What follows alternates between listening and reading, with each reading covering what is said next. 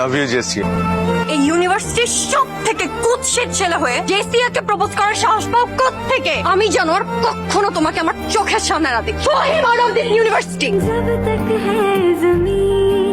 তোমার গলা আমার ভালো লেগেছে। ভালোবাসা প্রকাশের একটা মাধ্যম জানা ছিল আর সেই মাধ্যমটাই আমি বেছে নিচ্ছি।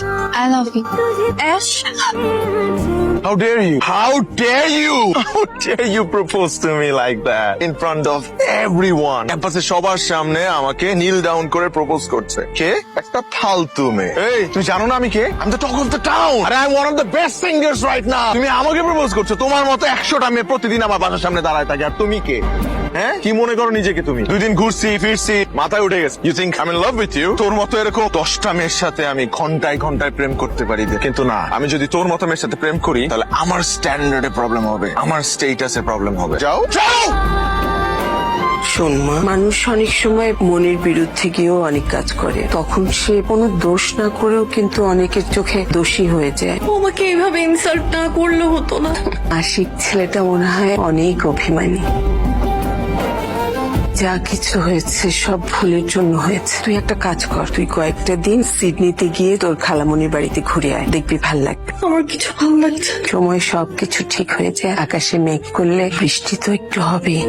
দোস্ত, একটা ব্যাড নিউজ আছে, রিজভিয়ান নেই দোস্ত। কি? I'm really sorry. জেসির সাথে আমার এমন ব্যবহার করা উচিত হয়নি। আসলে কি জানো, আমার মেয়ে তোমার এই জ্বরেরই উপযুক্ত ছিল, কারণ ও তোমাকে ভালোবেসেছিল। আন্টি ও আমাকে ভালোবাসছে, এই কারণে আমি ওর সাথে এমন করিনি। তাহলে কেন করেছিলে? ও তোমাকে চর মেরেছিল বলে? মানুষের চেহারার পরিবর্তন হলে মনেরও কি পরিবর্তন হয়ে যায়? তুমি কি ভেবেছ তুমি আজ অনেক বড় শিল্পী, এই জন্য জেসিয়া তোমাকে প্রপোজ করেছে? মানুষের জীবনে এমন অনেক ঘটনা ঘটে যা সে নিজেও জানে না। আচ্ছা, তুমি তো ওকে চর মেরেছিলে প্রতিশোধ নেওয়ার জন্য। তুমি কি একবারও ভেবেছো ও তোমাকে কেন চর মেরেছিল?